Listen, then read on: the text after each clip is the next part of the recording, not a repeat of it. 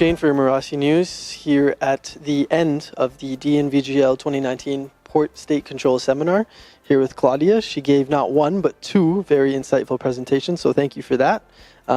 Just a few questions. Don't want to take up too much of your time. Can you tell us, first of all, what is Port State Control and what is the importance of it? Well, Port State Control was established in order to reduce substandard ships, so that the port has, or the country has, something to control when ships, foreign flagged ships, come into the country, and to make sure that ships that are substandard, as I said, will not sail around the world, endangering the nature, but also, of course, the sailors on board of the ship. And how is DNV GL doing its part to ensure that there's quality PSC around the world and in the seas? Well, I mean, Port State Control is not part of DNV GL, so that is done by the countries itself. But we take Port State Control very important, and we keep this as one of our measures if DNV GL does a good job. So we are monitoring if the ships that are classified by DNV GL, how good are they doing in Port State Control, and if we see any lacks or if we see that their support is needed, we will get in contact with the managers and try to support them. But also what we are doing is on our Veracity DNV GL platform, we have a tool called Port State Control Planner, or PSC Planner, that supports the managers with some benchmarking of their fleet and also some checklists to be prepared and to make sure that ships are in compliance. Because in the end, if the ship manager has a ship that is complying, everything is fine with Port State. In your first presentation, you mentioned that there are new targeting schemes for risk-based inspection. Can you explain why this change has come about?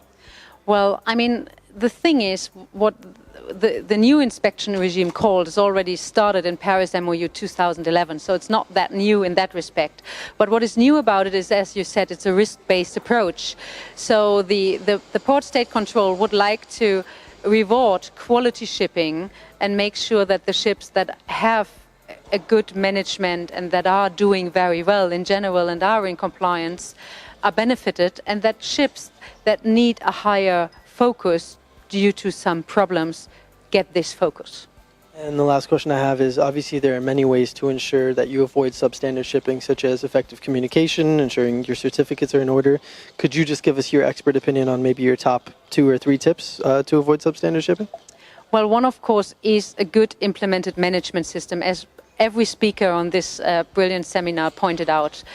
So I think having a good running ISM system is the key factor. And in order to do so, you need a well-qualified crew and making sure that this crew gets the support from onshore. So it is a human issue, mainly, I would say.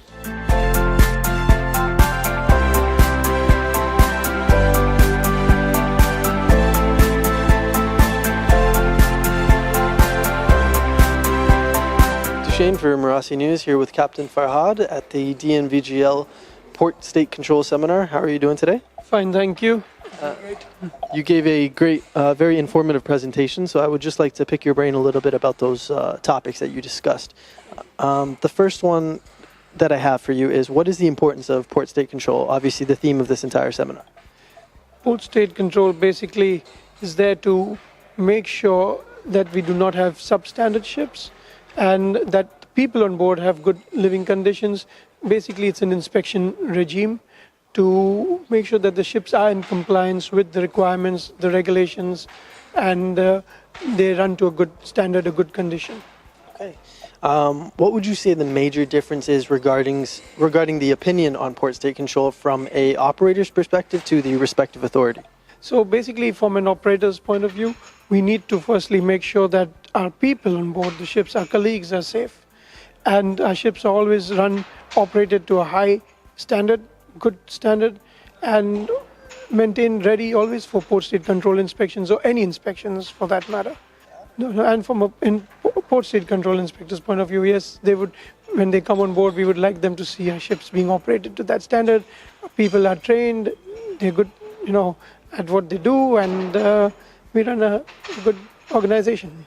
Obviously, there are some differences, though, between the operator and the authority in terms of if everything is fair and smoothly running, right? So is there some way that you can find a middle ground to make sure that happens? Yeah, differences do come up at times, and those differences have to be handled carefully, tactfully, and politely. Of course, if there is any difference, then we need to refer to the requirements, see what the regulations are as per the various codes, as per SOLAS or whatever, and then we can always take it up further. Yeah, we will always support the people, our colleagues on board the ship, and always be fair, be honest, and open and transparent with the inspectors. And the last question I have for you is, you touched on some trends during your presentation. Could you briefly discuss these trends in terms of what was bringing up the most deficiencies and detentions and how this can be avoided or resolved? Yeah, so we do work out trends basically to see where we have been doing well and where there is an area of improvement. Of course, if there is an area of improvement required there, then we work on that. We circulate that to the whole fleet so that various checks can be made and any known deficiencies are tackled and corrected before we actually land up going for a port state inspection or getting into any uneasy situation with any port state inspector. So these trends help us. Like, there have been certain trends we see in different regions. And also, of course, sometimes it does occur on ships, something like fire doors, for example, which was now a past. It does happen, but yeah, we see this trend, and then this is brought to the knowledge of all the people on board, all the people in the office who are supporting the people on board, and it is corrected.